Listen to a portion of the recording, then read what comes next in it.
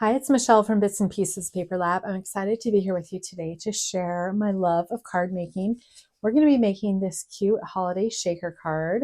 It's got a fun little shaker behind it, and of course it's candy themed. I'm a big fan of candy, especially Christmas candy, so I've designed a whole card around that theme.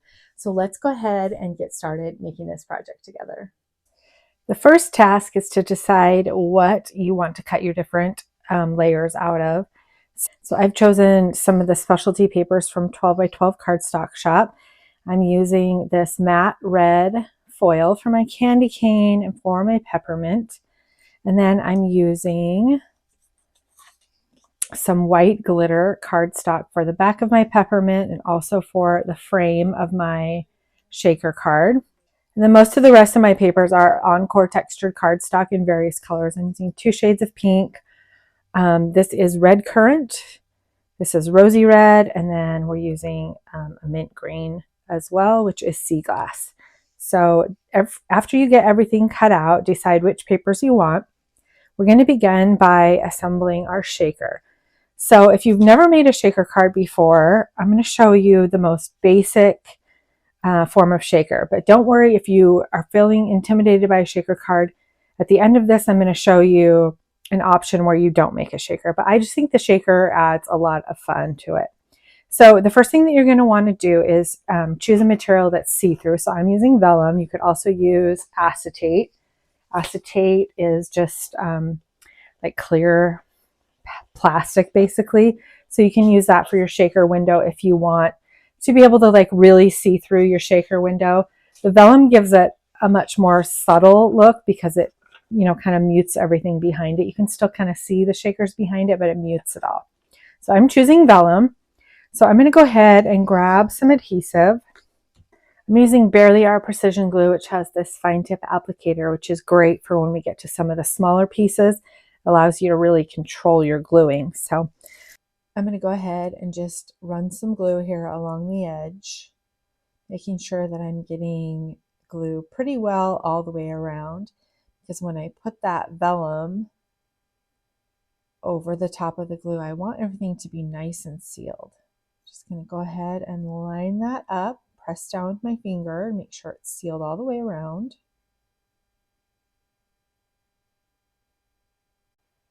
And I'm going to go ahead and flip it over.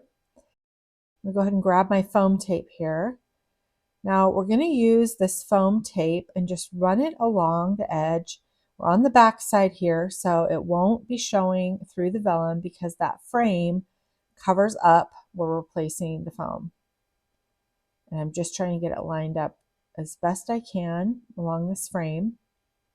Now I like to use foam strips like this. It's easier to work with the long strips, I think, but you could also use foam squares. If foam squares is all you have, that'll work just fine. You just need to make sure that you're lining them up all along the edge with the edges touching all the way around. You don't want any gaps in your shaker because then as soon as you shake it, everything starts flying out and that is not good. So you can see as I'm going around it here with my tape, I'm making sure that in the corners where things meet up, that it directly matches. There's no gaps in those corners. I'm going to press it down with my finger just to make sure I have a tight seal, but I'm not going to peel off that foam tape backing just yet. We're going to go ahead and fill our shaker. Now I have a little recipe for my shakers. 3 things. The first is shine, the second is shape, and the third is sound. So that is kind of my shaker recipe. Now for shine, I like to use glitter. Chunky glitter works great.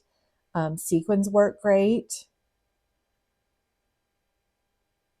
Anything that has that great shine. I found these at the dollar store, and these are like little mylar kind of tube curls. Those are fun.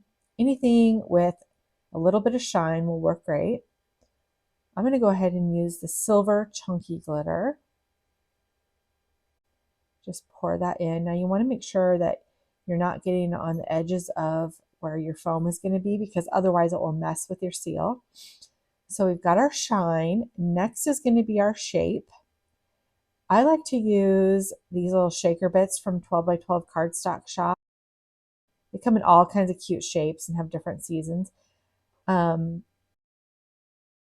There's little gingerbread men and holly. I'm going to use the Santa hats. Now, because I'm using vellum, these aren't going to show through like super well. You'll probably just be able to see just like the red color. You won't be able to see the individual shapes, but they're still fun. And if you choose acetate, you'll be able to see them a lot better. I'm going to get those in there. Then in the file, I've also got some large circles you can cut out. These are really cool when you're using the vellum because you just kind of see the big shape behind the vellum. And so I like to throw those in if I'm using vellum. I'm going to tuck those in here. All right, so we've got our shine and we've got our shape, and now we're ready for our sound. What I usually use for sound is seed beads. Seed beads are those tiny little seeds that have holes in the center. We're not using the holes, so we're not worrying about that. But you can find these typically at any craft store. See how the weight of the seed beads really adds some good shakety shake sound. So I always like to add those to my shaker cards. I'm going to go ahead and dump those in. Now you can find these typically at a craft store. You get a set like this with all the colors, or you can just buy little tubes where they have individual colors. I like to have all the colors on hand, obviously. So now the trickiest part is to peel up this foam backing now without jostling it and messing it up. So I like to kind of stick my fingers in the center of it and hold it down while I peel this up. I'm being so careful because I do not want to jostle this in any way and have everything go everywhere. You also need to be careful that you're not getting, if you're jostling it, you don't want to get any glitter on the actual foam because that will mess with your seal. So I'm going to just carefully peel these up.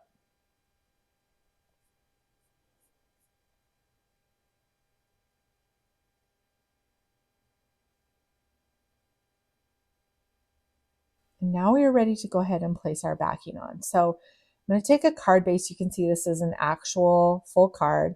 I'm going to carefully position this and place this onto my shaker cavity. It will become the back part of my shaker, and I'm just going to line this up as best I can.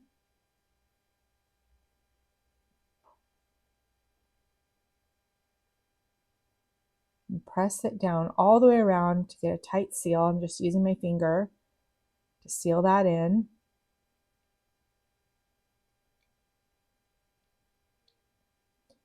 Now, if you happen to not get it lined up perfectly, you can always just trim off if you have any excess around the edges that's peeking. Just trim it off. It's totally fine.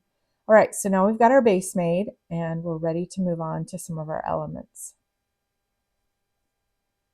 I love to use these shaker backgrounds for cards. It kind of mimics pattern paper and is really something extra cool. All right, we're going to go ahead and put adhesive on our candy cane. Layer that up by mounting it onto the white background. This foil paper from 12 by 12 Cardstock Shop is so beautiful. You can pretty much use these shaker backgrounds for any card. Any card design that you have, you can create one of these backgrounds. Just add something really cool to your cards. So now we've got this glitter. This is like the candy wrapper. And then we have a white circle and our peppermint topper. We're going to put some glue on this, mount it onto the white circle.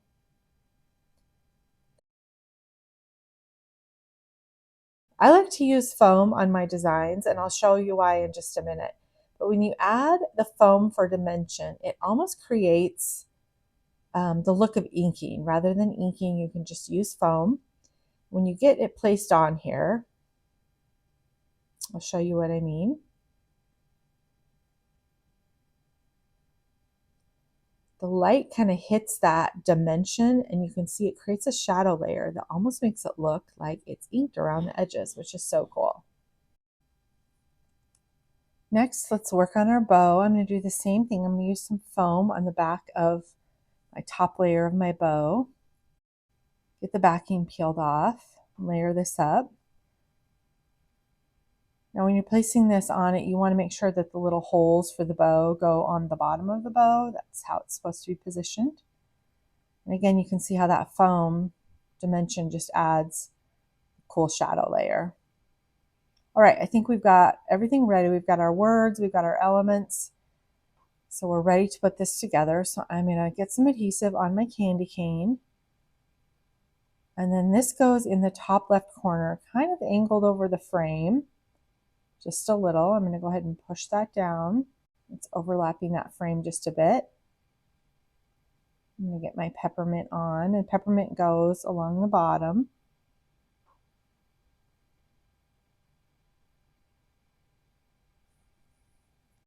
I'm leaving a spot up at the top for my sentiment, but I'm going to add my little peppermint along the bottom here.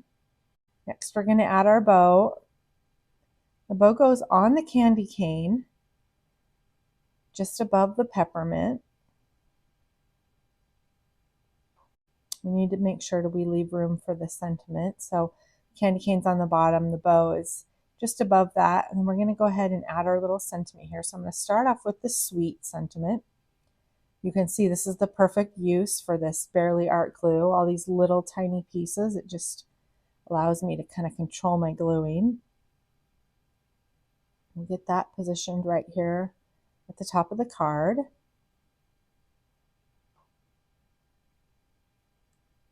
Next is my little holiday word, and these are individual letters. So I'm going to get these lined up. I like to actually lay my letters out, make sure things are spelled correctly before I start gluing things down. I've actually finished a whole completed card before I realized that that a word was spelled wrong. So I always lay it out so I don't make that same mistake. One of the things I love about my Glassboard Studio mat is using it for sentiment. Now you could use the same technique with just a ruler, but because I have this Glassboard Studio mat, I love to use it for this. So I basically lined up my letters as I would like them spaced on my card. You know, I just did them as if that's how I'm going to have them on the card. Then I see how wide the whole sentiment is. In this case, it's 3 inches, 1, 2, 3 inches. So the halfway point would be right here, 1.5 inches, which happens to be right between the L and the I. Now I know where the center point is on my sentiment, and I can start gluing. I like to glue from the center so that I can get things lined up space-wise. So I'm going to put some adhesive here on my eye, and I'm going to look at the space I have right here.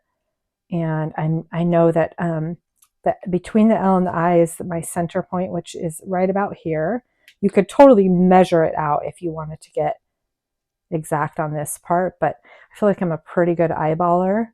But just having that center point really helps me to line things up, because nothing's worse than like starting on the left side of a sentiment and then getting to the end and realizing you don't have enough room, or vice versa, you are worried about space, so you crunch all your letters together, and then you get to this side and it's not even. You've got your sentiment all shuffled over to one side.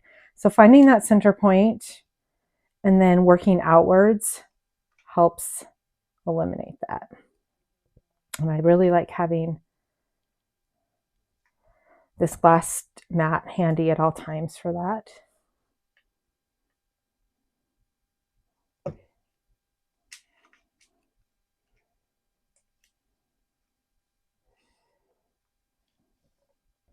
Now the vellum, because vellum is not a porous surface, so like, normal cardstock, when you adhere 2 pieces of cardstock together, you've got a porous surface on both sides. Vellum is a little bit plasticky, and so while it will absorb adhesive and hold and absorb, it just takes a minute longer. So just be patient as you place your letters down. Try not to jostle the ones next to it, and then just be a little bit patient while that dries. Okay, so I've got my holiday there. I'm going to finish off with my little wishes sentiment.